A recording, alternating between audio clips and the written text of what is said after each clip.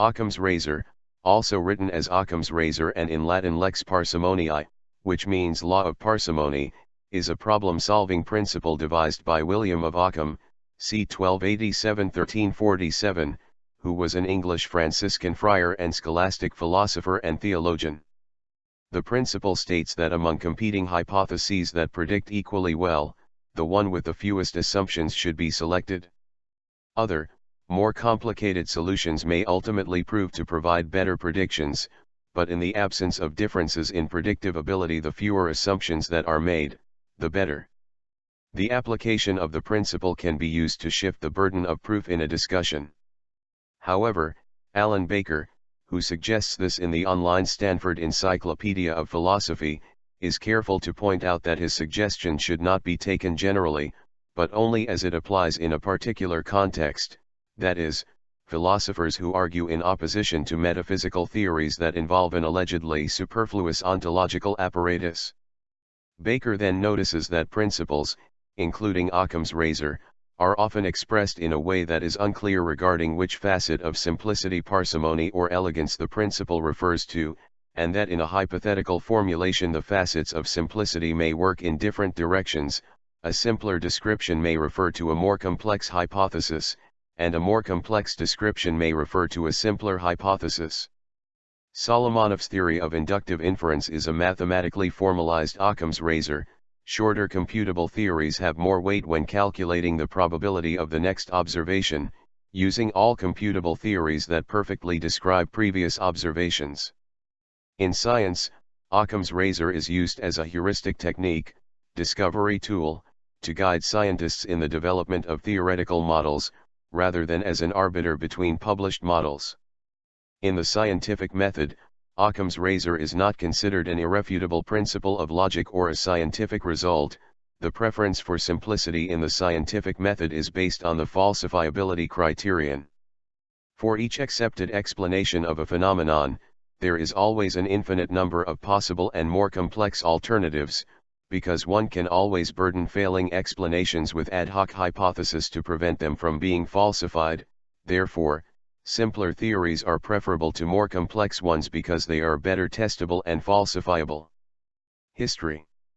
The term Occam's razor first appeared in 1852 in the works of Sir William Hamilton, 9th Baronet, 1788–1856, centuries after William of Ockham's death in 1347. Occam did not invent this razor. Its association with him may be due to the frequency and effectiveness with which he used it. Ario 1976. Occam stated the principle in various ways, but the most popular version, entities must not be multiplied beyond necessity, non sunt multiplicanda entitia sine necessitate, was formulated by the Irish Franciscan philosopher John Punch in his 1639 commentary on the works of Duns Scotus. The origins of what has come to be known as Occam's razor are traceable to the works of earlier philosophers such as John Duns Scotus, 1265–1308, Robert Grosset Este, 1175–1253, Maimonides, Moses ben Maimon, 1138–1204, and even Aristotle, 384–322 BC. Aristotle writes in his Posterior Analytics, "We may assume the superiority cateris paribus, other things being equal, of the demonstration which derives from fewer postulates or hypotheses." Ptolemy, CAD 90 CAD 168, stated, "We consider it a good principle to explain the phenomena by the simplest hypothesis possible." Phrases such as "it is vain to do with more what can be done with fewer" and "a plurality is not to be posited without necessity" were commonplace in 13th century scholastic writing. Robert Grosset Este, in commentary on Aristotle's The Posterior Analytics books, Commentarius in Posteriorum Analyticorum Libros, c. 1217–1220, declares, "That is better and more valuable which requires fewer, other circumstances being equal. For if one thing were demonstrated from many and another thing from fewer equally known premises, clearly that is better which is from fewer, because it makes us know quickly, just as a universal demonstration is better than particular because it produces knowledge from fewer premises." Similarly, in natural science, in moral science, and in metaphysics the best is that which needs no premises and the better that which needs the fewer, other circumstances being equal. The Summa Theologica of Thomas Aquinas, 1225-1274, states that it is superfluous to suppose that what can be accounted for by a few principles has been produced by many. Aquinas uses this principle to construct an objection to God's existence, an objection that he in turn answers and refutes generally, cf. Quinqueviae, and specifically, through an argument based on causality. Hence, Aquinas acknowledges the principle that today is known as Occam's Razor, but prefers causal explanations to other simple explanations, cf. Also correlation does not imply causation. The Indian Hindu philosopher Madhva in verse 400 of his Vishnu Tatvanirniya says, Vidakalpane kalpanagauravamattai, to make two suppositions when one is enough is to err by way of excessive supposition. Occam. William of Ockham, circa 1287-1347, was an English Franciscan friar and theologian, an influential medieval philosopher and a nominalist. His popular fame as a great logician rests chiefly on the maxim attributed to him and known as Occam's Razor. The term razor refers to distinguishing between two hypotheses either by shaving away unnecessary assumptions or cutting apart two similar conclusions. While it has been claimed that Occam's Razor is not found in any of his writings, one can cite statements such as numquam ponenda est plurality sine necessitate plurality must never be posited without necessity, which occurs in his theological work on the sentences of Peter Lombard, Quaestiones et Decisions in quattuor libro sententiarum Petri Lombardi, ed. Lugud, 1495, I, dist 27, Qu2, k. Nevertheless, the precise words sometimes attributed to Occam, entia non sunt multiplicanda praeter necessitatem, entities must not be multiplied beyond necessity, are absent in his extant works. This particular phrasing comes from John Punch, who described the principle as a common axiom, axioma vulgar, of the scholastics. Occam's contribution seems to be to restrict the operation of this principle in matters pertaining to miracles and God's power, so, in the Eucharist, a plurality of miracles is possible, simply because it pleases God. This principle is sometimes phrased as pluralitas non est ponenda sine necessitate, plurality should not be posited without necessity. In his Summa Totius Logici, I-12, Occam cites the principle of economy, frustra fit per plura quod potest fieri per possiura, it is futile to do with more things that which can be done with fewer. Thorburn, 1918, pages 352-53, Neal and Neal, 1962, p. 243. Later formulations. To quote Isaac Newton, we are to admit no more causes of natural things than such as are both true and sufficient to explain their appearances. Therefore, to the same natural effects we must, as far as possible, assign the same causes. Bertrand Russell offers a particular version of Occam's Razor: whenever possible, substitute constructions out of known entities for inferences to unknown entities. Around 1960, Ray Solomonoff founded the theory of universal inductive inference, the theory of prediction based on observations, for example, predicting the next symbol based upon a given series of symbols. The only assumption is that the environment follows some unknown but computable probability distribution. This theory is a mathematical formalization of Occam's Razor. Another technical approach to Occam's Razor is ontological parsimony. The widespread layperson's formulation that the simplest explanation is usually the correct one appears to have been derived from Occam's Razor.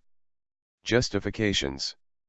Beginning in the 20th century, epistemological justifications based on induction, logic, pragmatism, and especially probability theory have become more popular among philosophers. Aesthetic. Prior to the 20th century, it was a commonly held belief that nature itself was simple and that simpler hypotheses about nature were thus more likely to be true. This notion was deeply rooted in the aesthetic value simplicity holds for human thought, and the justifications presented for it often drew from theology. Thomas Aquinas made this argument in the 13th century, writing, "If a thing can be done adequately by means of one, it is superfluous to do it by means of several, for we observe that nature does not employ two instruments if one suffices. Empirical. Occam's razor has gained strong empirical support in helping to converge on better theories. See applications section below for some examples. In the related concept of overfitting, excessively complex models are affected by statistical noise, a problem also known as the bias-variance trade-off, whereas simpler models may capture the underlying structure better and may thus have better predictive performance. It is, however, often difficult to deduce which part of the data is noise. Cf. model selection, test set, minimum description length, Bayesian inference, etc. Testing the razor. The razor's statement that other things being equal, simpler explanations are generally better than more complex ones is amenable to empirical testing. Another interpretation of the razor's statement would be that simpler hypotheses, not conclusions, i.e., explanations, are generally better than the complex ones. The procedure to test the former interpretation would compare the track records of simple and comparatively complex explanations. If one accepts the first interpretation, the validity of Occam's razor as a tool would then have to be rejected if the more complex explanations were more often correct than the less complex ones, while the converse would lend support to its use. If the latter interpretation is accepted, the validity of Occam's razor as a tool could possibly be accepted if the simpler hypotheses led to correct conclusions more often than not. In the history of competing hypotheses, the simpler hypotheses have led to mathematically rigorous and empirically verifiable theories. Citation needed in the history of competing explanations. This is not the case. Citation needed, at least not generally. Some increases in complexity are sometimes necessary. So there remains a justified general bias toward the simpler of two competing explanations. To understand why, consider that for each accepted explanation of a phenomenon, there is always an infinite number of possible, more complex, and ultimately incorrect, alternatives. This is so because one can always burden failing explanations with ad hoc hypotheses. Ad hoc hypotheses are justifications that prevent theories from being falsified. Even other empirical criteria, such as consilience, can never truly eliminate such explanations as competition. Each true explanation, then, may have had many alternatives that were simpler and false, but also an infinite number of alternatives that were more complex and false. But if an alternate ad hoc hypothesis were indeed justifiable, its implicit conclusions would be empirically verifiable.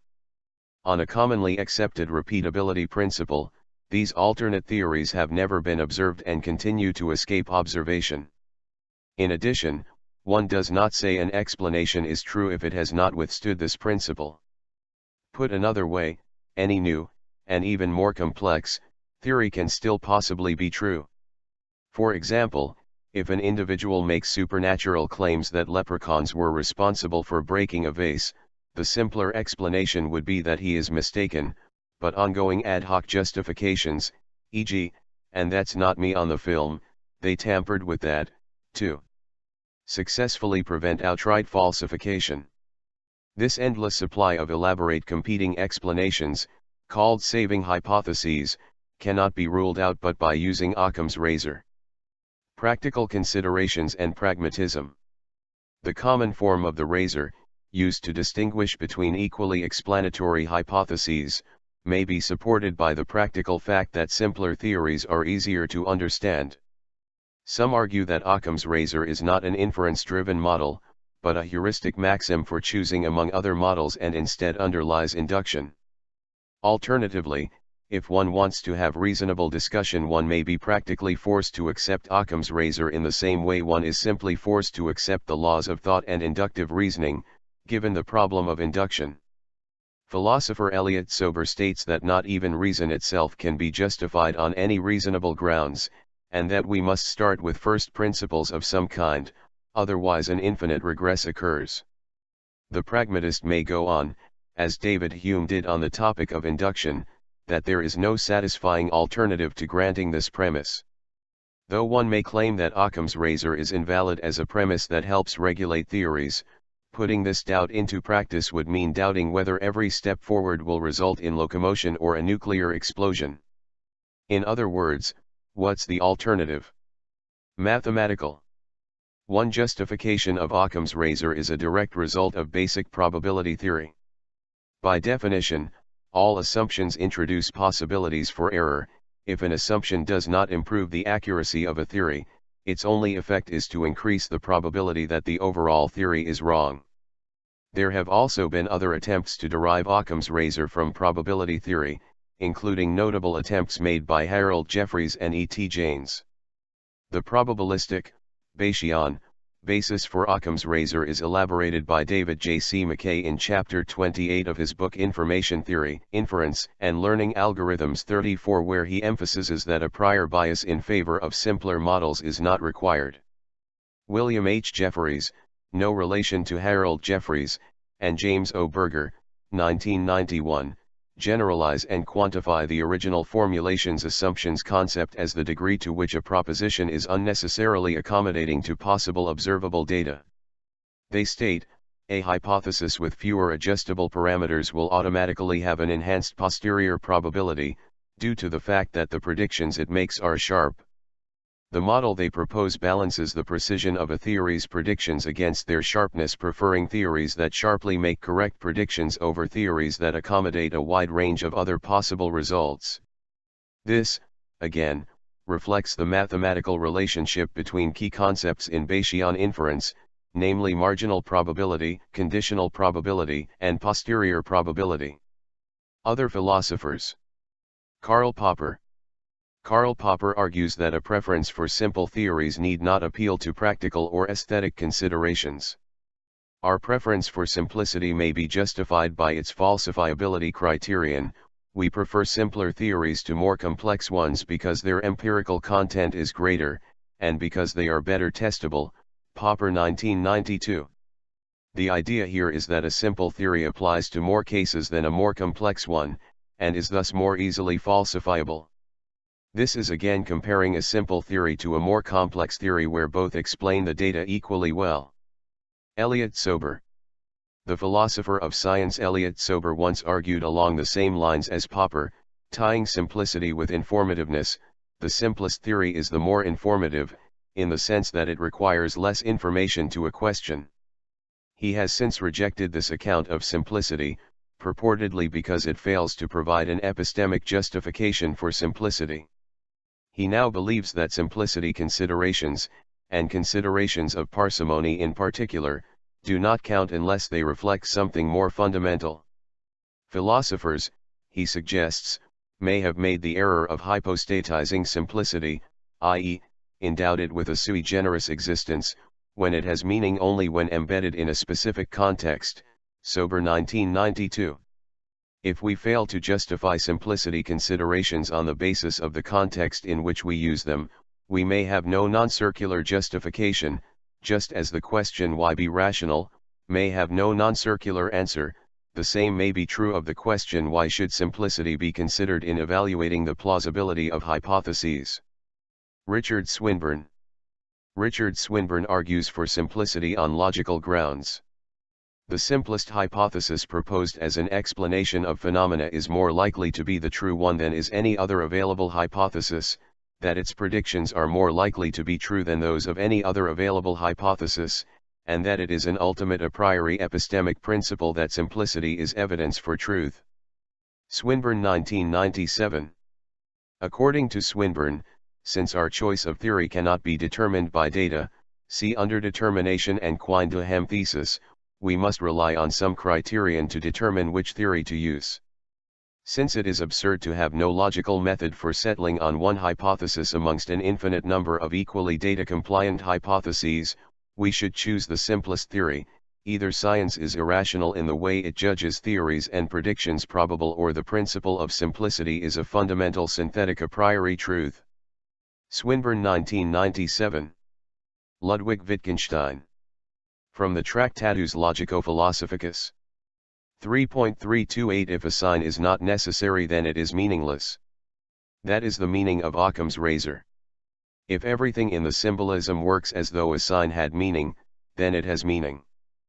4.04 In the proposition there must be exactly as many things distinguishable as there are in the state of affairs which it represents. They must both possess the same logical, mathematical, multiplicity, cf. Hertz's mechanics, on dynamic models. 5.47321 Occam's razor is, of course, not an arbitrary rule nor one justified by its practical success. It simply says that unnecessary elements in a symbolism mean nothing. Signs which serve one purpose are logically equivalent, signs which serve no purpose are logically meaningless. And on the related concept of simplicity. 6.363 The procedure of induction consists in accepting as true the simplest law that can be reconciled with our experiences. Applications. Science and the scientific method. In science, Occam's razor is used as a heuristic to guide scientists in developing theoretical models rather than as an arbiter between published models. In physics, parsimony was an important heuristic in Albert Einstein's formulation of special relativity, in the development and application of the principle of least action by Pierre-Louis Maupertuis and Leonhard Euler, and in the development of quantum mechanics by Max Planck, Werner Heisenberg, and Louis de Broglie. In chemistry, Occam's razor is often an important heuristic when developing a model of a reaction mechanism. Although it is useful as a heuristic in developing models of reaction mechanisms, it has been shown to fail as a criterion for selecting among some selected published models. In this context, Einstein himself expressed caution when he formulated Einstein's constraint. It can scarcely be denied that the supreme goal of all theory is to make the irreducible basic elements as simple and as few as possible without having to surrender the adequate representation of a single datum of experience. An often quoted version of this constraint, which cannot be verified as posited by Einstein himself, says everything should be kept as simple as possible, but no simpler. In the scientific method, parsimony is an epistemological, metaphysical, or heuristic preference, not an irrefutable principle of logic or a scientific result. As a logical principle, Occam's razor would demand that scientists accept the simplest possible theoretical explanation for existing data. However, science has shown repeatedly that future data often support more complex theories than do existing data. Science prefers the simplest explanation that is consistent with the data available at a given time, but the simplest explanation may be ruled out as new data become available. That is, science is open to the possibility that future experiments might support more complex theories than demanded by current data and is more interested in designing experiments to discriminate between competing theories than favoring one theory over another based merely on philosophical principles.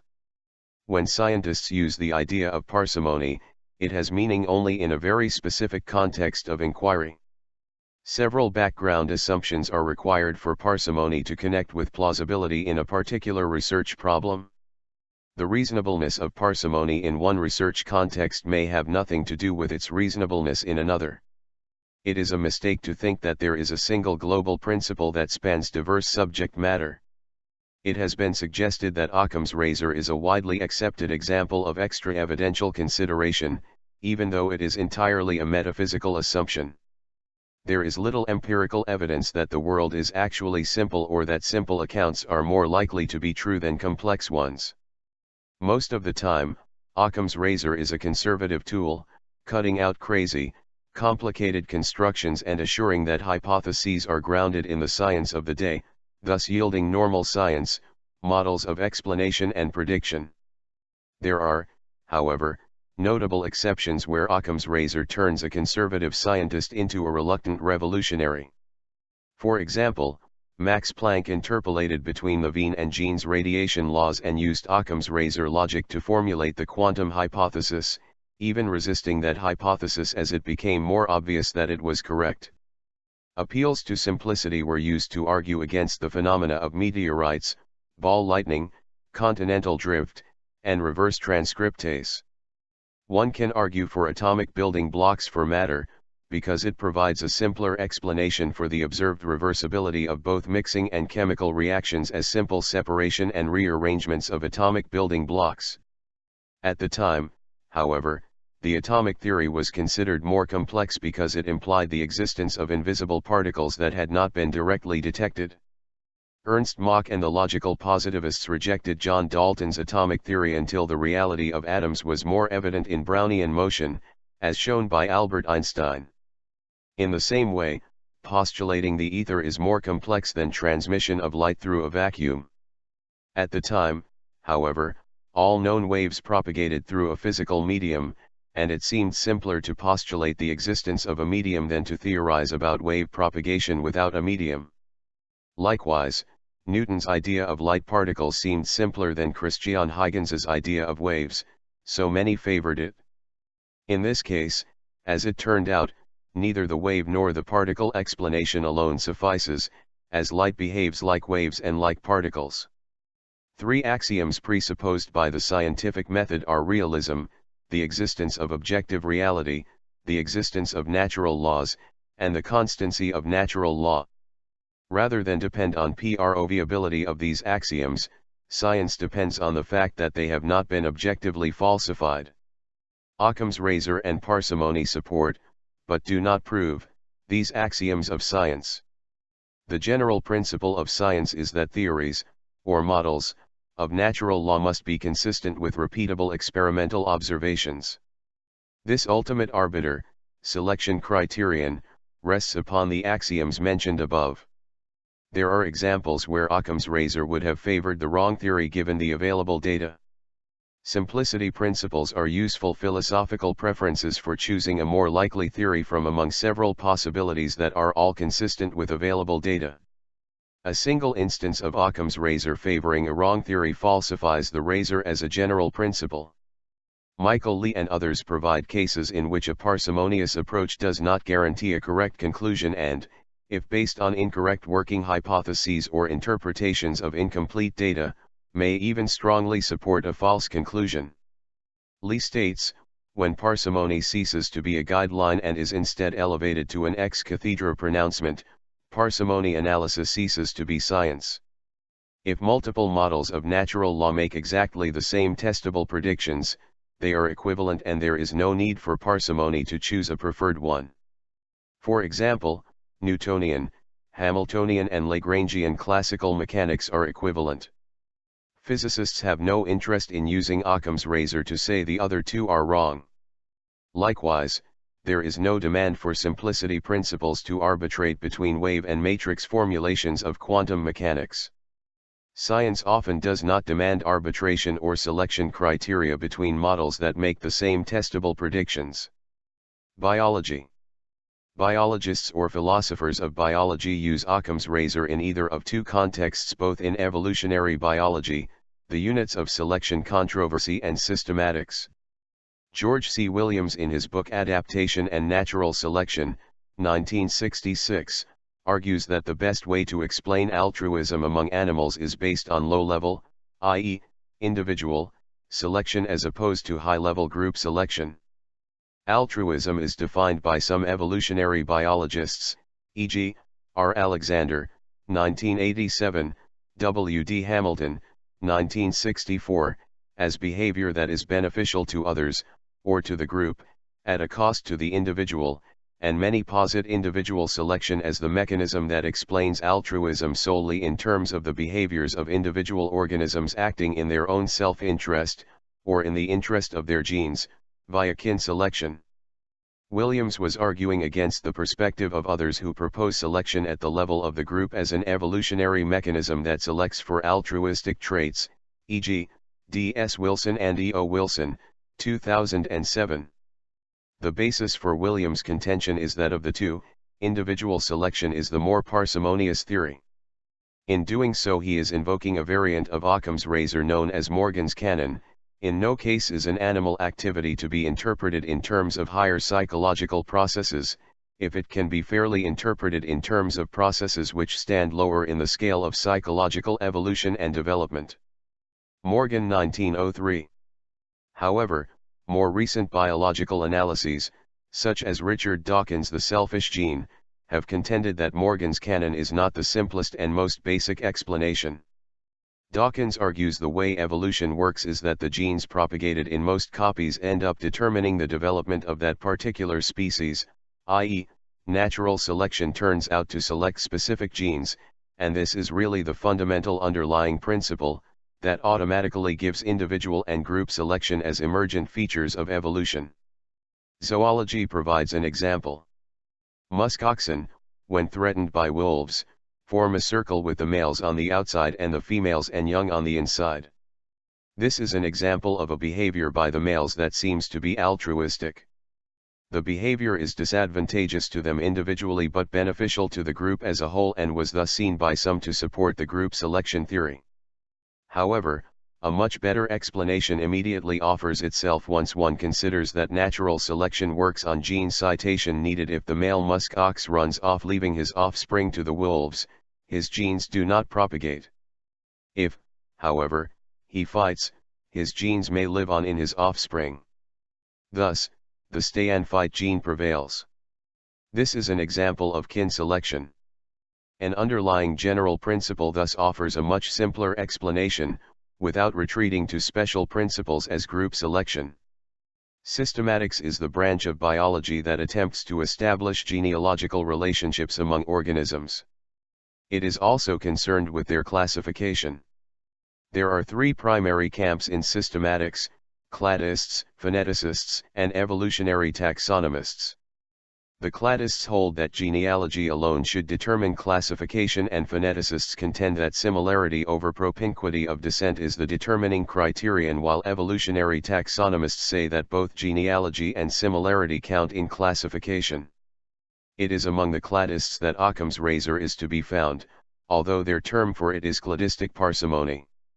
Cladistic parsimony, or maximum parsimony, is a method of phylogenetic inference in the construction of types of phylogenetic trees, more specifically, cladograms. Cladograms are branching, tree-like structures used to represent lines of descent based on one or more evolutionary changes. Cladistic parsimony is used to support the hypotheses that require the fewest evolutionary changes. For some types of tree, it consistently produces the wrong results, regardless of how much data is collected. This is called long branch attraction. For a full treatment of cladistic parsimony, see Elliott-Sober's Reconstructing the Past, Parsimony, Evolution, and Inference, 1988.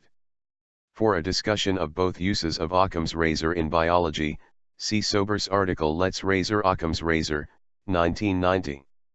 Other methods for inferring evolutionary relationships use parsimony in a more traditional way.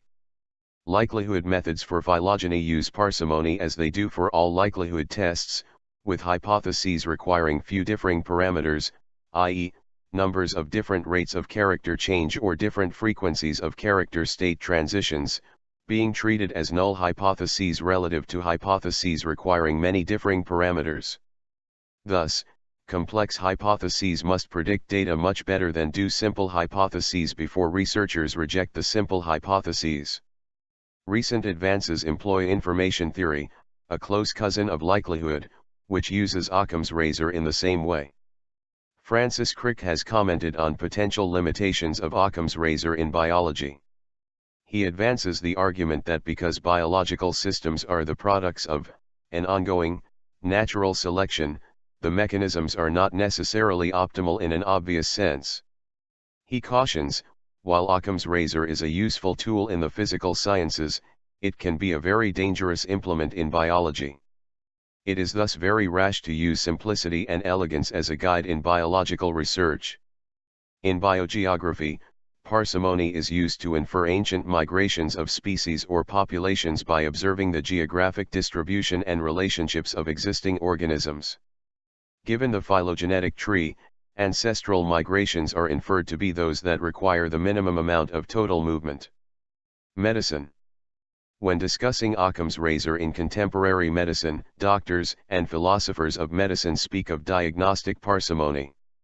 Diagnostic parsimony advocates that when diagnosing a given injury, ailment, illness, or disease, a doctor should strive to look for the fewest possible causes that account for all the symptoms.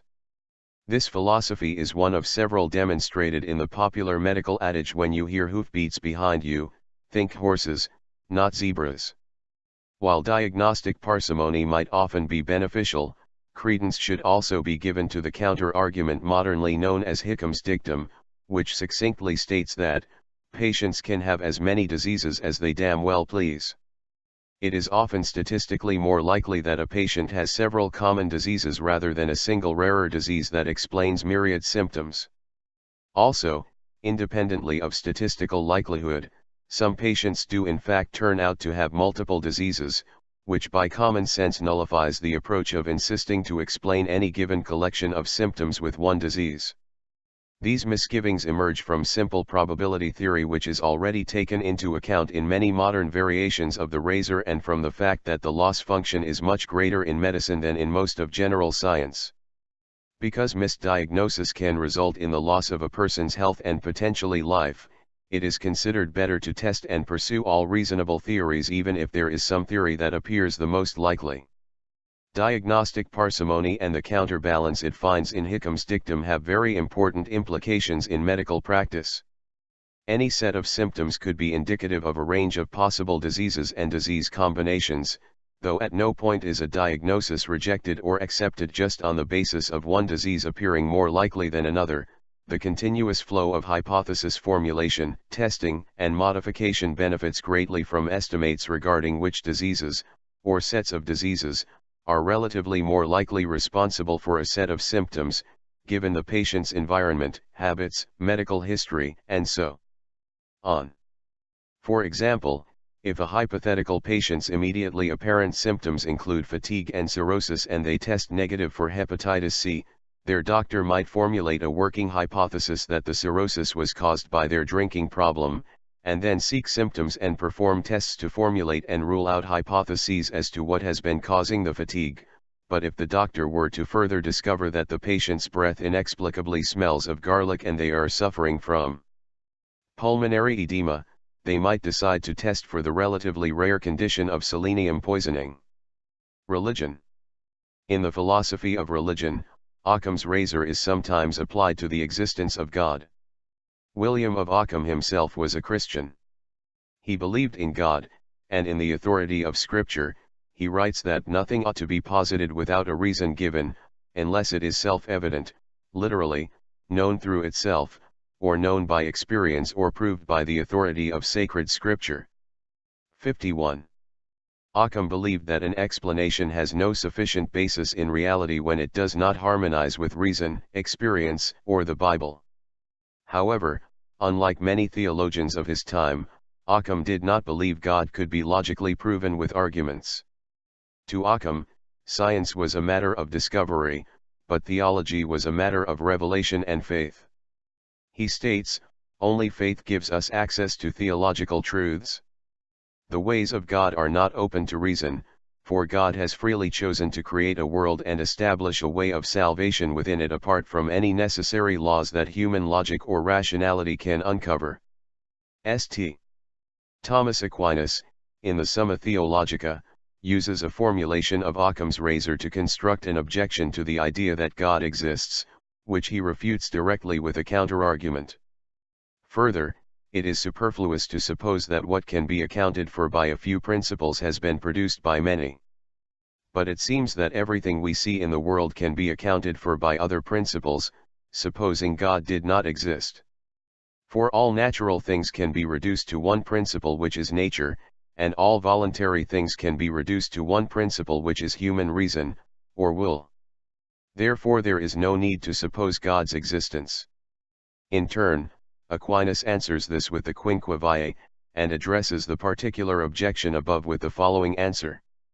Since nature works for a determinate end under the direction of a higher agent, whatever is done by nature must needs be traced back to God, as to its first cause.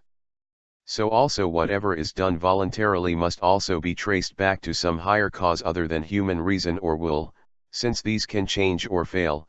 For all things that are changeable and capable of defect must be traced back to an immovable and self-necessary first principle, as was shown in the body of the article. Rather than argue for the necessity of a God, some theists base their belief upon grounds independent of, or prior to, reason, making Occam's razor irrelevant. This was the stance of Søren Kierkegaard, who viewed belief in God as a leap of faith that sometimes directly opposed reason.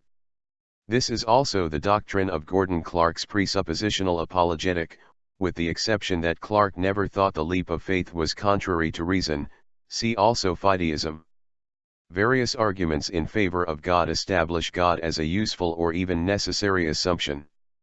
Contrastingly, some atheists hold firmly to the belief that assuming the existence of God introduces unnecessary complexity. Schmidt 2005, e.g., the ultimate Boeing 747 gambit.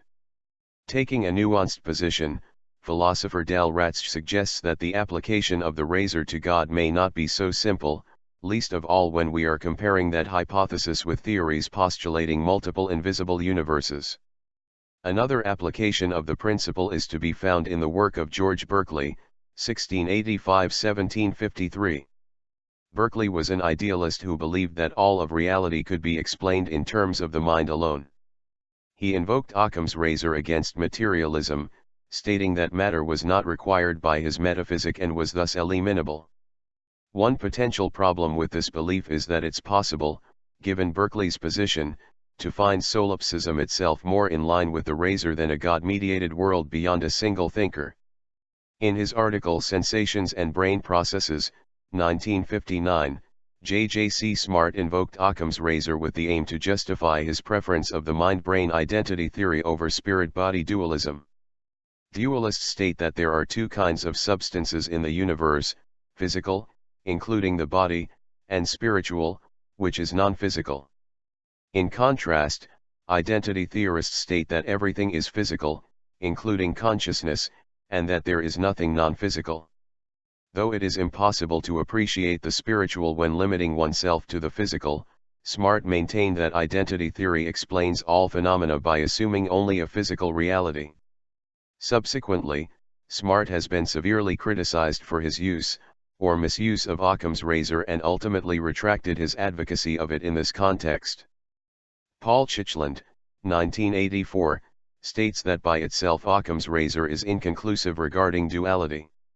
In a similar way, Dale Jacquet, 1994, stated that Occam's razor has been used in attempts to justify eliminativism and reductionism in the philosophy of mind. Eliminativism is the thesis that the ontology of folk psychology, including such entities as pain, joy, desire, fear, etc., are eliminable in favor of an ontology of a completed neuroscience. Penal ethics. In penal theory and the philosophy of punishment, parsimony refers specifically to taking care in the distribution of punishment in order to avoid excessive punishment. In the utilitarian approach to the philosophy of punishment, Jeremy Bentham's parsimony principle states that any punishment greater than is required to achieve its end is unjust. The concept is related but not identical to the legal concept of proportionality. Parsimony is a key consideration of the modern restorative justice, and is a component of utilitarian approaches to punishment, as well as the prison abolition movement. Bentham believed that true parsimony would require punishment to be individualized to take account of the sensibility of the individual. An individual more sensitive to punishment should be given a proportionately lesser one, since otherwise needless pain would be inflicted. Later utilitarian writers have tended to abandon this idea, in large part due to the impracticality of determining each alleged criminal's relative sensitivity to specific punishments. Probability theory and statistics. Marcus Hutter's universal artificial intelligence builds upon Solomonov's mathematical formalization of the razor to calculate the expected value of an action. There are various papers in scholarly journals deriving formal versions of Occam's razor from probability theory, applying it in statistical inference, and using it to come up with criteria for penalizing complexity in statistical inference. Papers 58–59 have suggested a connection between Occam's razor and Kolmogorov complexity. One of the problems with the original formulation of the razor is that it only applies to models with the same explanatory power, i.e., it only tells us to prefer the simplest of equally good models. A more general form of the razor can be derived from Bayesian model comparison, which is based on Bayes factors and can be used to compare models that don't fit the data equally well. These methods can sometimes optimally balance the complexity and power of a model. Generally, the exact Occam factor is intractable, but approximations such as archaic information criterion, Bayesian information criterion, variational Bayesian methods, false discovery rate, and Laplace's method are used. Many artificial intelligence researchers are now employing such techniques, for instance through work on Occam learning. Statistical versions of Occam's Razor have a more rigorous formulation than what philosophical discussions produce. In particular, they must have a specific definition of the term simplicity, and that definition can vary. For example, in the Kolmogorov-Chaitin minimum description length approach, the subject must pick a Turing machine whose operations describe the basic operations believed to represent simplicity by the subject. However, one could always choose a Turing machine with a simple operation that happened to construct one's entire theory and would hence score highly under the razor. This has led to two opposing camps, one that believes Occam's razor is objective, and one that believes it is subjective. Objective razor. The minimum instruction set of a universal Turing machine requires approximately the same length description across different formulations, and is small compared to the Kolmogorov complexity of most practical theories. Marcus Hutter has used this consistency to define a natural Turing machine of small size as the proper basis for excluding arbitrarily complex instruction sets in the formulation of razors. Describing the program for the universal program as the hypothesis, and the representation of the evidence as program data, it has been formally proven under Zermelo-Frankel set theory that the sum of the log universal probability of the model plus the log of the probability of the data given the model should be minimized. Interpreting this as minimizing the total length of a two-part message encoding model followed by data given model gives us the minimum message length, MML, principle. One possible conclusion from mixing the concepts of Kolmogorov complexity and Occam's razor is that an ideal data compressor would also be a scientific explanation/formulation generator. Some attempts have been made to rederive known laws from considerations of simplicity or compressibility. According to Jürgen Schmidt-Huber, the appropriate mathematical theory of Occam's razor already exists, namely, Solomonov's theory of optimal inductive inference and its extensions. See discussions in David L. Doe's Forward Re C. S. Wallace for the subtle distinctions between the algorithmic probability work of Solomonov and the MML work of Chris Wallace, and see Doe's MML, Hybrid Bayesian Network Graphical Models, Statistical Consistency, Invariance, and Uniqueness both for such discussions and for, in Section 4, discussions of MML and Occam's razor. For a specific example of MML as Occam's razor in the problem of decision tree induction, see Dow and Needham's message length as an effective Occam's razor in decision tree induction. Controversial aspects of the razor. Occam's razor is not an embargo against the positing of any kind of entity, or a recommendation of the simplest theory come what may. Occam's razor is used to adjudicate between theories that have already passed theoretical scrutiny tests and are equally well supported by evidence. Furthermore, it may be used to prioritize empirical testing between two equally plausible but unequally testable hypotheses, thereby minimizing costs and wastes while increasing chances of falsification of the simpler to test hypothesis. Another contentious aspect of the razor is that a theory can become more complex in terms of its structure, or syntax, while its ontology, or semantics, becomes simpler, or vice versa. Equine, in a discussion on definition, referred to these two perspectives as economy of practical expression and economy in grammar and vocabulary, respectively. The theory of relativity is often given as an example of the proliferation of complex words to describe a simple concept. Galileo Galilei lampooned the misuse of Occam's razor in his dialogue. The principle is represented in the dialogue by Simplicio. The telling point that Galileo presented ironically was that if one really wanted to start from a small number of entities, one could always consider the letters of the alphabet as the fundamental entities, since one could construct the whole of human knowledge out of them. Anti-razors. Occam's razor has met some opposition from people who have considered it too extreme or rash. Walter Chatton, c. 1290-1343, was a contemporary of William of Ockham, c. 1287–1347, who took exception to Occams Razor and Occam's use of it. In response he devised his own anti-razor: if three things are not enough to verify an affirmative proposition about things, a fourth must be added, and so on. Although there have been a number of philosophers who have formulated similar anti-razors since Chatton's time, no one anti-razor has perpetuated in as much notability as Chatton's anti-razor, although this could be the case of the late Renaissance Italian motto of unknown attribution se non è vero, e ben trovato. Even if it is not true, it is well conceived, when referred to a particularly artful explanation. For further information, see Occam's Razor and Chatton's Anti-Razor, 1984, by Armand Maurer.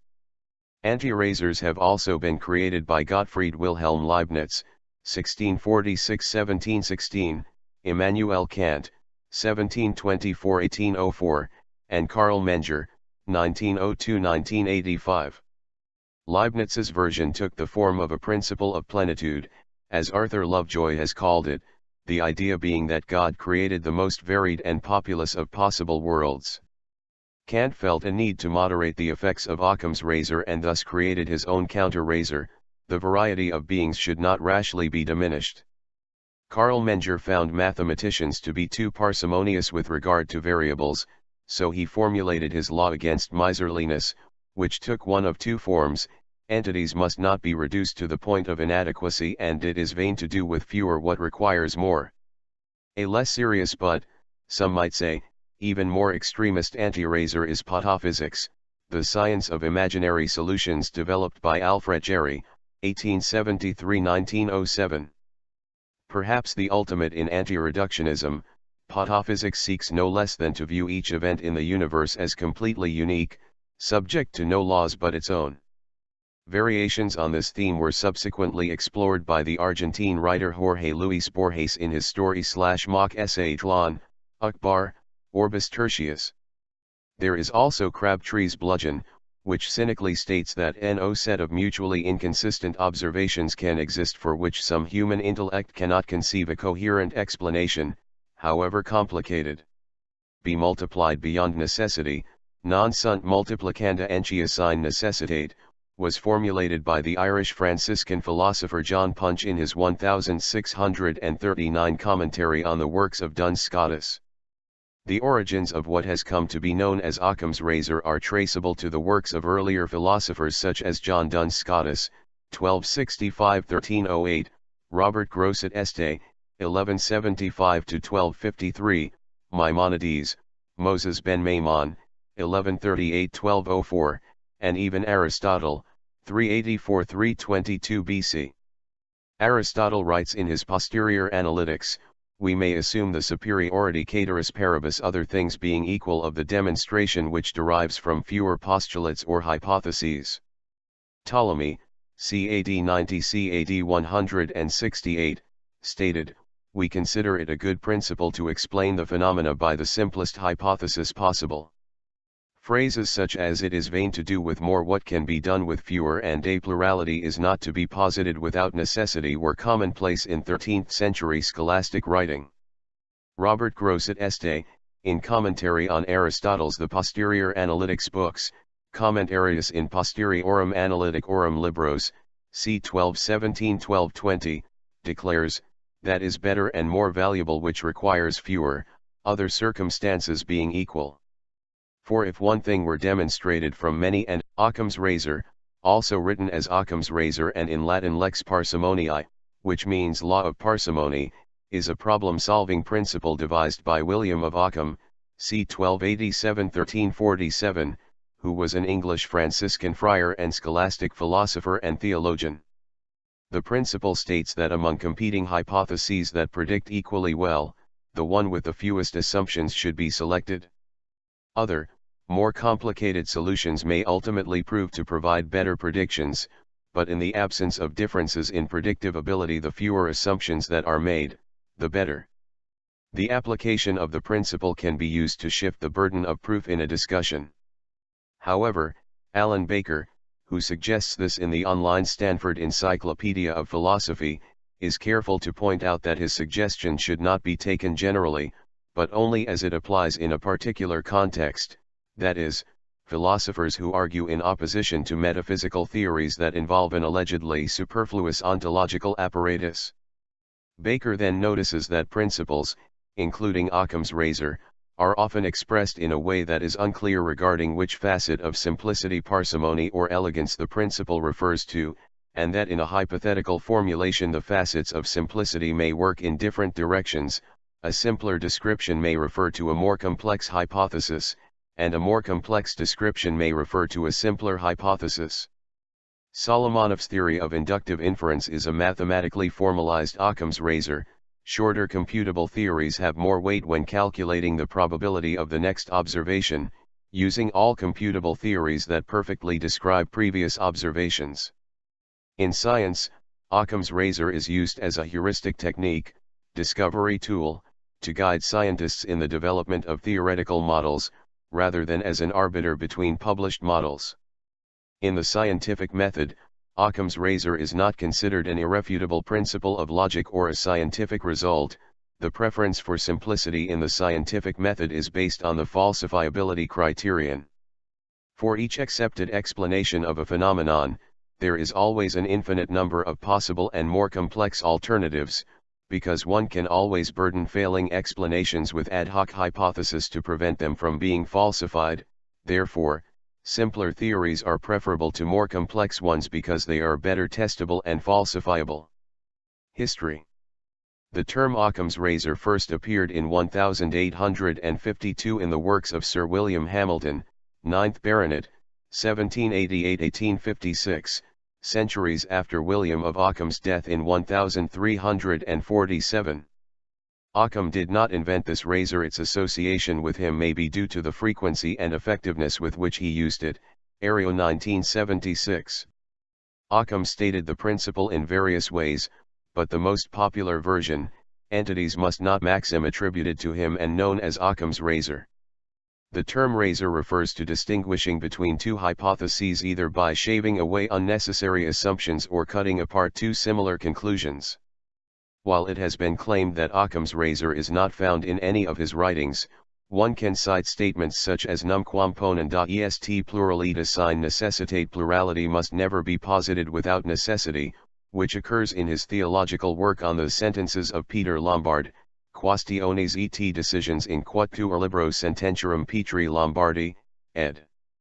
Lugud, 1495, I, dist 27, Qu2, K. Nevertheless, the precise words sometimes attributed to Occam, entia non sunt multiplicanda praeter necessitatem, entities must not be multiplied beyond necessity, are absent in his extant works. This particular phrasing comes from John Punch, who described the principle as a common axiom, axioma vulgar, of the scholastics. Occam's contribution seems to be to restrict the operation of this principle in matters pertaining to miracles and God's power.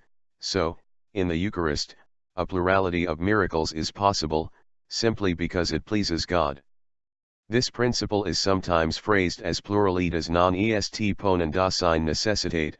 Plurality should not be posited without necessity.